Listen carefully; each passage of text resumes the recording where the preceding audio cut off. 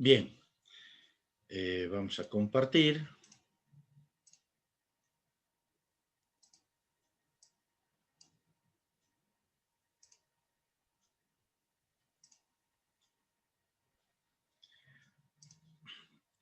Bien, la densidad absoluta del suelo.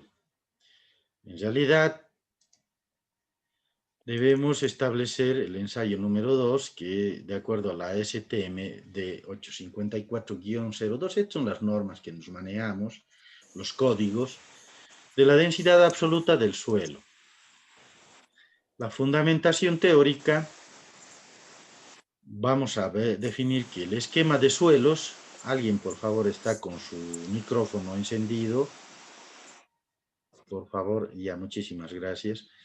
Bueno, del esquema se trae lo siguiente. Ustedes conocen, este es el esquema, la fase aire, la fase agua y la fase sólido. Bueno, de todo este esquema, en un lado hemos definido sus parámetros de volumen y en el otro la masa. Ahí está el volumen del sólido, el volumen del agua y el volumen del aire.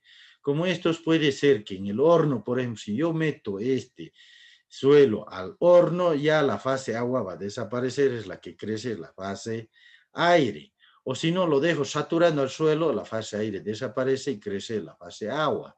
Entonces, esto es muy variable y para evitar esa variación, lo que sí es constante es todo esto. Se llama el volumen de vacíos, por eso que usamos mucho el volumen de vacíos, el volumen de sólido y el volumen de vacíos. Entonces, esa es la idea. Lo propio pasa con las masas, la masa del sólido, la masa del agua y del aire, que es igual a cero. Entonces, la masa total y el volumen total. Lo que se hace en este caso, se necesita hacer relaciones de densidad, porque estamos en eso. La densidad del sólido, la densidad absoluta del sólido, o sea, esta es la absoluta, no es la relativa, es igual a la masa de sólido sobre el volumen del sólido. Estamos hablando de la masa del sólido sobre el volumen del sólido. Entonces, la densidad absoluta es solamente de esto. Entonces, ahí tenemos la densidad del agua, obviamente, la masa del agua sobre el volumen del agua. Masa sobre volumen, es lo mismo. Y la densidad relativa del suelo va a ser igual a la relación de la densidad absoluta entre la densidad del agua. Fíjense, y ese es el principio que nosotros manejamos extrayendo una fundamentación teórica de un esquema de suelos. Entonces, a esto vamos a entrar a buscar cómo se encuentra esto en el laboratorio. El razonamiento va a ser igual de que, bueno, primero vamos a tener aquí un matraz, bueno, este es un balón, en realidad, un balón. Fíjense, aquí tiene una marca donde está el agua llegando a ese nivel y aquí tenemos nosotros el suelo. Entonces, a esto se llama masa del frasco más agua y suelo. Entonces, la masa del frasco más agua más suelo. Es esto. Pero todo esto va a ser igual a ¿qué? A la masa del frasco, ¿no? Más agua. Todo esto tiene que ser más la masa del suelo. Entonces, hemos sacado la masa del suelo, pero aquí sigue manteniendo el nivel constante. Entonces, tiene que aparecer un volumen desalojado para que se mantenga esto constante. Y eso obviamente es la masa de agua desalojada para que este volumen sea constante. La clave es mantener siempre el agua en este nivel constante y usar este razonamiento. Voy a ponerme un champito, yo todavía me ando helando. Bien, entonces la idea es ese razonamiento para poder obtener esa densidad relativa y absoluta del suelo. Obviamente, aquí esta lógica nos da que la masa del frasco más agua más suelo es igual a la masa del frasco más agua más la masa del sólido menos la masa del frasco del agua desalojada, perdón. Entonces, fíjense, de aquí, con este esquema se arma una ecuación. Entonces, en tal sentido, de esa ecuación se hacen algunas operaciones que no vamos a entrar aquí, pero que sí sale esto. La densidad relativa, la densidad G sub S, es igual a la masa del sólido sobre todo esto. Está desarrollado en el texto en el texto ustedes ya lo han estudiado, los que son mis alumnos, pero está desarrollado en el texto. La ecuación está en función de términos que se pueden obtener en el laboratorio. Esa es la idea. ¿Cómo obtengo G sub S, pero con mediciones del laboratorio? Por ejemplo, la masa del sólido, yo la puedo pesar agarro el suelo seco y lo peso en una balanza. Entonces tengo este valor de forma directa. La masa del frasco más agua también lo puedo pesar. Lleno el frasco hasta el nivel de envase y lo peso. Entonces la masa del sólido también, y la masa del frasco más agua más sólido también se puede medir. Inclusive se puede medir y pesar, porque cuando nosotros reemplazamos esto, la diferencia de masas nos va a dar este valor. Bueno, pero necesitamos todo esto. Todo esto sí se puede pesar en una balanza. Está en función de las masas. El equipo, el frasco volumétrico con marca de envase, puede ser un balón o puede ser un matraz también. Cuando nosotros hacemos en forma presencial, yo les hago hacer hasta en un vaso de precipitación que es más ancho, pero obviamente menos preciso. Pero también se puede, no es que no podemos hacerlo. No siempre podemos hacer en un balón o en un matraz, a veces en un vaso. Si estamos nosotros en el campo, a veces en un vaso tenemos que calcular este tema. El termómetro con aproximación de 0,01 grados centígrado, la balanza con aproximación de 0,01 gramos, la pipeta, recipientes para manipular el suelo en el pesaje, accesorios para baño María, un baño María, es que eso hay que tener en cuenta, una cocinilla eléctrica o a gas, material de limpieza. El frasco volumétrico o pignómetro, en realidad esto no es un pignómetro, ¿no? Pero es un término muy usual en el laboratorio. El pignómetro tiene otra característica, es un matraz, es más triangular y todo eso. Pero bueno, frasco volumétrico sí, porque tiene un volumen. Aquí hay un nivel de envase y ese nivel de envase, aquí esto se va a llenar de agua hasta ese nivel de envase. Ese volumen ya viene marcado de fábrica. Y el frasco debe ser de buena calidad. Este es un ensayo bastante sensible en su procedimiento, y si a veces nos traen unos frasquitos con vidrio ordinario, pucha, nos hace más variar los resultados que tener precisión. El matraz de vidrio es también muy alternativo. También tiene aquí, no está dibujada, pero tiene un nivel de envase. Bueno, aquí está su nivel de envase, pero aquí también tiene un nivel de envase. El frasco debe ser de buena calidad. Entonces, esto es muy utilizado en el laboratorio.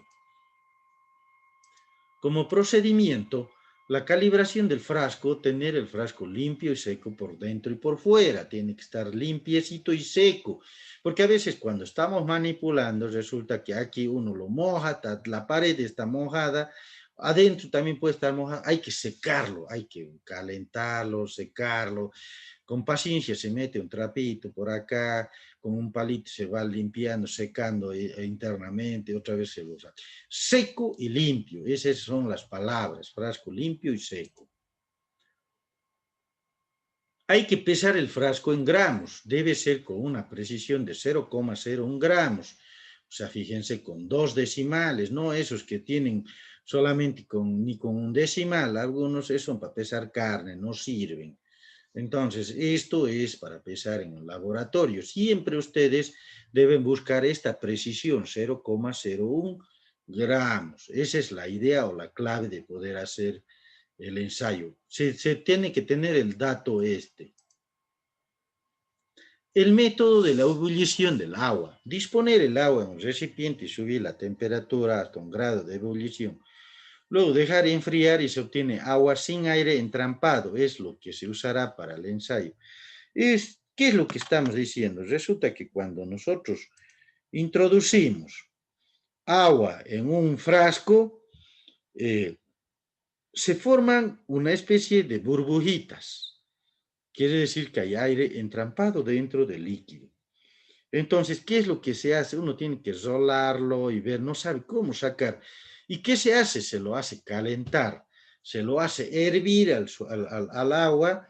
Entonces, por eso dice método de la ebullición. Cuando ya el agua hierve y después se enfría, El agua esa no tiene nada, pero nada de burbujitas. Entonces, ya nosotros ahí aprovechamos esa condición, no, ese método ya no nos va a estorbar. También la calibración, hay que disponer agua sin aire adentro del frasco o pinómetro, hasta la mitad de su volumen.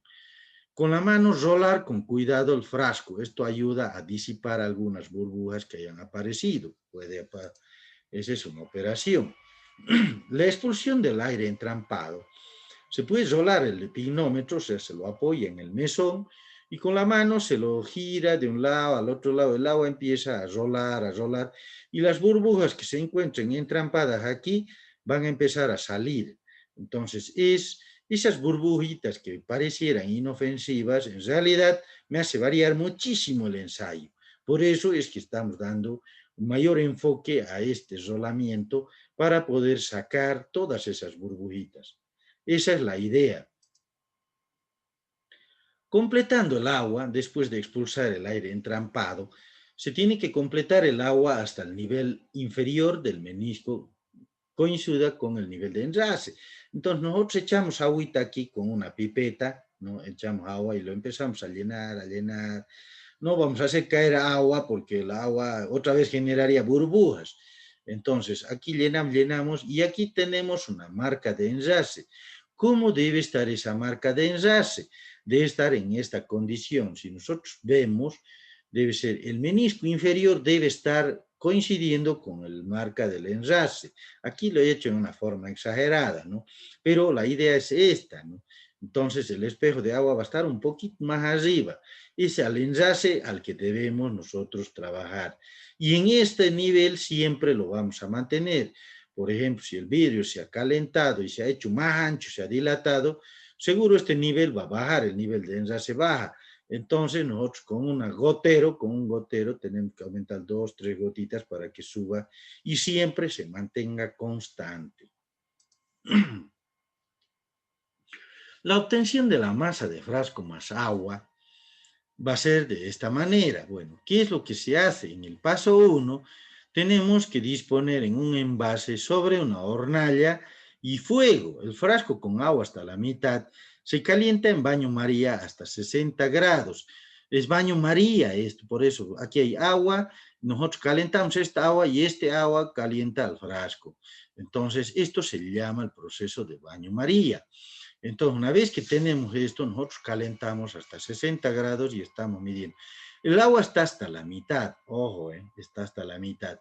Y una vez que tenemos eso, cuando calentamos hasta 60 grados, lo sacamos, limpiamos cuidadosamente la parte externa con un trapito, medimos la temperatura y seguramente nos va a medir 60 grados.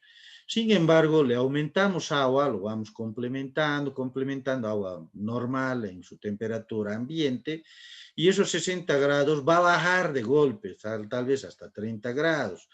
Entonces, una vez que ya tenemos eso, entonces ya sí medimos nosotros la temperatura, ¿no? Tenemos que medir la temperatura, tenemos que mantener el enlace o sea, la marca bajo el nivel de enlace, el agua que está clara, y aquí tenemos la balancita o la báscula. Bueno, la báscula, ¿no? En ese caso, por ejemplo, se completa con agua fría hasta el enlace y se obtiene la masa del frasco más agua. Entonces, una vez que tenemos eso, ya pesamos, aquí ya nos da el valor. Se repite el procedimiento por lo menos 5 veces a diferentes temperaturas que oscilen entre un rango de 15 a 35 grados. En Tarija lo podemos hacer, pero si estaríamos trabajando en Villamontes, esto podría ser hasta 40, 45 grados, porque sabemos que la temperatura ambiente allá siempre va a ser mayor. Entonces, esa es la idea.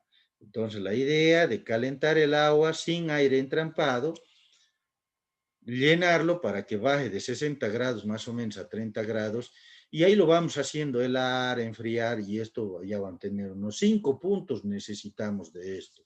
¿Por qué necesitamos 5 puntos? Porque es la masa del frasco más agua. Entonces, porque necesitamos hacer el siguiente cálculo. Importante, no olvidarse que por lo menos son 5 pesajes a diferentes temperaturas, entre 15 a 35 grados centígrados. La preparación, bueno, con eso ya nosotros tenemos la masa de frasco. Ahí hay 5 puntos de la masa de frasco versus la temperatura. Vamos a ver para qué sirve.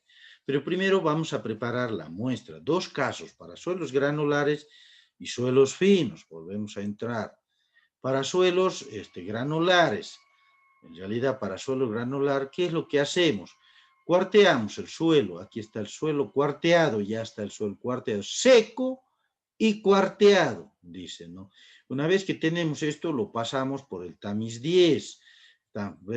Pasamos esto por el 10, lo que se retiene se lo desprecia y lo que pasa lo usamos. Entonces, aquí vamos a usar hasta más o menos unos 80 gramos de suelo seco. Va a pasar 80 gramos, yo ya lo agarro aquí. Entonces ya tengo mi suelo para ensayar. Es poquita muestra, fíjense todo lo que pasa el tamiz número 10. Una vez que tenemos esto, obviamente vemos que para la muestra en el pignómetro, se introduce la muestra en el pignómetro, se llena con agua hasta la mitad, se tapa con la mano y se inicia movimientos bruscos.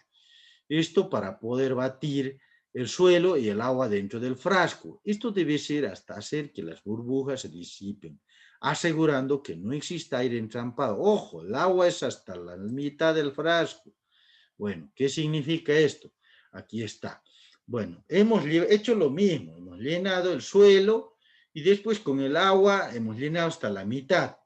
Sin embargo, el agua hasta que se mezcle con el suelo, esto es como echarle chocolate a la taza y si no lo batimos no se va a mezclar nunca, ¿no? Entonces, con la mano lo que se hace es empezar a batirlo para que haya un proceso de fusión entre el suelo y el agua que nosotros hemos introducido. Una vez que tenemos, ojo, es el mismo pignómetro o balón que hemos utilizado para calibrarlo. No podemos cambiar, tiene que ser el mismo. Una vez que tenemos ya eso, completamos el agua. En el frasco se obtiene la masa de frasco más agua más suelo. Bueno, aquí está la muestra de suelo seco, 80 gramos, se la ha introducido al suelo acá y bueno, se ha batido y se ha completado el agua hasta aquí. Hacemos la misma operación, esta vez con el suelo adentro, siempre en el nivel de enlace.